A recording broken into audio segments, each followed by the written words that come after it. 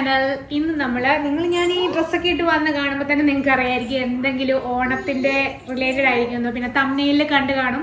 ഒരു ഓണം മൂടൊക്കെ ആയി വരുന്നത് കൊണ്ട് നമ്മളിങ്ങനെ ഡ്രസ്സൊക്കെ ചെയ്ത് വരാമെന്ന് വിചാരിച്ചു. പിന്നെ ഓണം റിലേറ്റഡ് ആയിട്ടുള്ള ഒരു വിഭവം കൂടെ ചെയ്യുന്നതുകൊണ്ട് ചുമ്മാ ഇങ്ങനെ ഡ്രസ്സ് ചെയ്ത് വന്നതാണ്.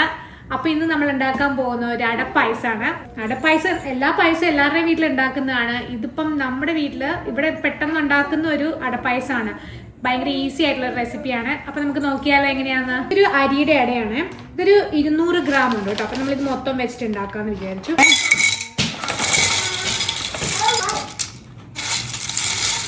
ഇച്ചിരി വലുതാണ്. അപ്പൊ ഞാനിതൊന്ന് രണ്ടായിട്ട് ഒടിച്ചിടുവേ, കാരണം എനിക്ക് ഇച്ചിരി ചെറുതായ അടയായിട്ടാണ് ഇഷ്ടം. നിങ്ങളുടെ വീട്ടിൽ ഇങ്ങനെ ഏത് പായസം കഴിക്കാൻ ഇഷ്ടമുള്ളതെന്ന് പറയണം കേട്ടോ, കമന്റ് ചെയ്യണേ. ഞങ്ങളുടെ വീട്ടിലവർക്ക് എനിക്കിഷ്ടം പരിപ്പ്, എൻ്റെ ഹസ്ബൻഡിന് ഇഷ്ടം അട, പിള്ളേർക്ക് സേമിയ. അവർക്ക് പായസം സേമിയാണ് ഭയങ്കര ഇഷ്ടം. അതുകൊണ്ട് നമ്മൾ ഇടയ്ക്കിടയ്ക്ക് സേമിയൊക്കെ ഉണ്ടാക്കും കേട്ടോ.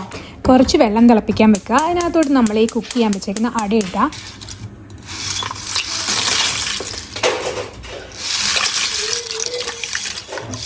അടയൊന്ന് നന്നായിട്ട് വെന്ത് സോഫ്റ്റ് ആയി കഴിയുമ്പോൾ നമുക്കൊന്ന് സ്ട്രെയിൻ ചെയ്ത് മാറ്റി വെക്കാം കേട്ടോ.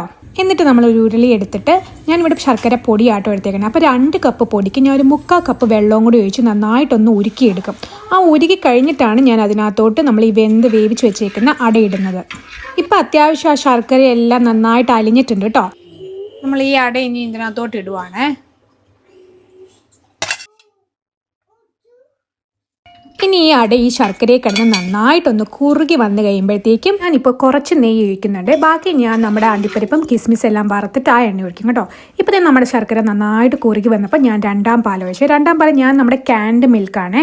അതിനകത്തോട് ഞാൻ കുറച്ച് കൂടുതൽ വെള്ളം ആഡ് ചെയ്തിട്ടാണ് 2ാം പാൽ ഉണ്ടാക്കുന്നത്. നമ്മുടെ തേങ്ങയൊക്കെ പിഴിഞ്ഞ് അങ്ങനെയൊന്നും ഇല്ലല്ലോ, നമുക്ക് പറ്റത്തില്ലാത്തതുകൊണ്ട് നമ്മളിവിടെ ഈ ഒരു ക്യാൻഡ് മിൽക്കാട്ടോ വാങ്ങുന്നത്. ഇത് നല്ലൊരു കോക്കനട്ട് മിൽക്കാണ്. എപ്പോഴും എനിക്ക് ആ ഒരു കോക്കനട്ട് മിൽക്കിൻ്റെ ടേസ്റ്റ് കിട്ടുന്നത് അതാ. പിന്നെ നമ്മൾ കുറച്ച് ഏലക്ക ചതച്ചിടുന്നുണ്ട്. എനിക്കിങ്ങനെ ചതച്ചിടുന്ന ഇഷ്ടം കേട്ടോ, പൊടിയായിട്ട് ഇടുന്നേക്കാളും. എന്നിട്ട് അത് നമ്മളിട്ട് വേണമെങ്കിൽ നിങ്ങൾക്ക് കുറച്ച് ചുക്കൊക്കെ ആഡ് ചെയ്യാട്ടോ ഇഷ്ടമുണ്ടെങ്കിൽ. എനിക്കിങ്ങനെ ഏലക്ക മാത്രം ഇടുന്നതാണ് ഇഷ്ടം. നല്ല മണം, വായിലിങ്ങനെ വെള്ളം നിറഞ്ഞിരിക്കുന്നു.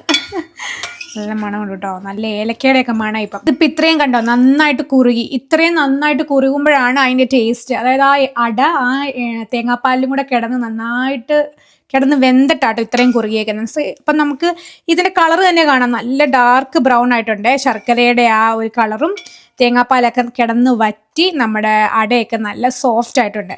ഇനി നമ്മളിത് ഇത്രയും കൊണ്ട് നമ്മൾ ഓഫ് ചെയ്തു. കാരണം ഇനിയും കൂടെ കിടന്നു കഴിഞ്ഞാൽ ഒത്തിരി അങ്ങ് കുറുകിപ്പോവും. നമ്മൾ വെച്ചിട്ട് നമ്മളിനി ബാക്കി അലങ്കാര വസ്തുക്കളൊക്കെ ഇട്ട് തേങ്ങാപ്പാലും കൂടെ 1ാം പാലും കൂടെ ഒഴിക്കും. നമ്മുടെ 1ാം പാലാട്ടോ, 1 കപ്പ് 1ാം പാൽ എടുക്കുന്നുണ്ട്. ഞാൻ അതിങ്ങനെ ഒഴിക്കുക. ഇനി ഇതൊന്ന് തിളയ്ക്കൊന്നും വേണ്ട, ജസ്റ്റ് ഒന്ന് ചൂടായി കഴിയുമ്പോഴത്തേക്കും അപ്പം തന്നെ അങ്ങ് ഓഫ് ചെയ്യാം കേട്ടോ നമുക്ക്. അപ്പം നമ്മുടെ അടപ്രഥമൻ നല്ല റെഡി ആയിട്ടുണ്ട് കേട്ടോ.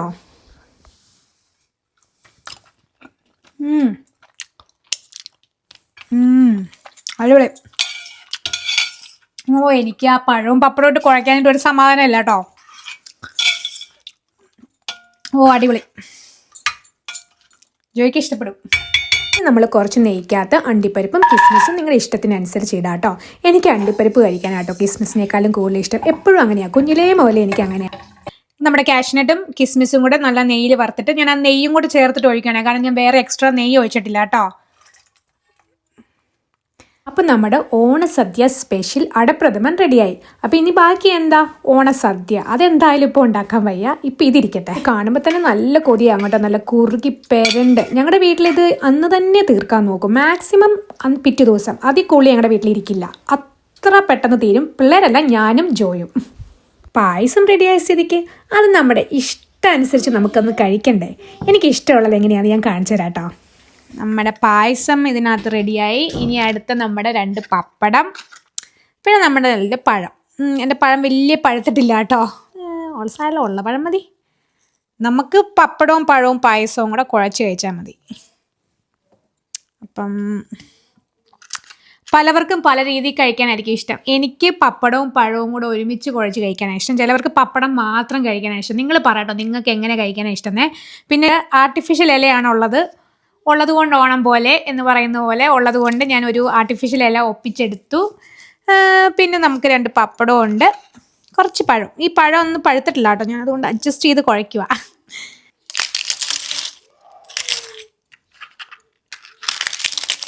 ആ എന്ത് സൗണ്ട് അല്ലേ. പപ്പടം, കറുമുറ പപ്പടം, പഴവും എല്ലാം കൂടി ഇട്ട് നന്നായിട്ടൊന്ന് കുഴച്ചിട്ട്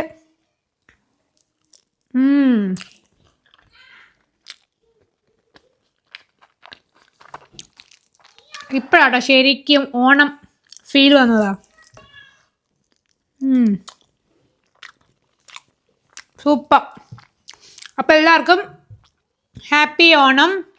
എല്ലാവരും അടിച്ചു പൊളിച്ച് ആഘോഷിക്കൂ. പായസമൊക്കെ കുടിച്ച് നല്ല വയറ് നിറഞ്ഞ് സന്തോഷത്തോടെ ആഘോഷിക്കൂ കേട്ടോ. Happy Onam. Bye. A few moments later.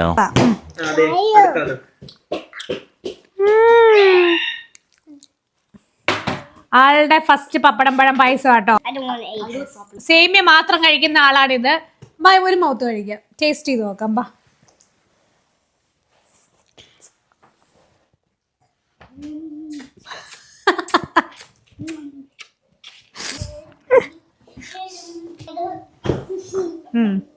ഓ വലിയ മൗത്താലോ. അതിന് കഴിച്ചില്ലല്ലോ. ഇഷ്ടപ്പെട്ടു.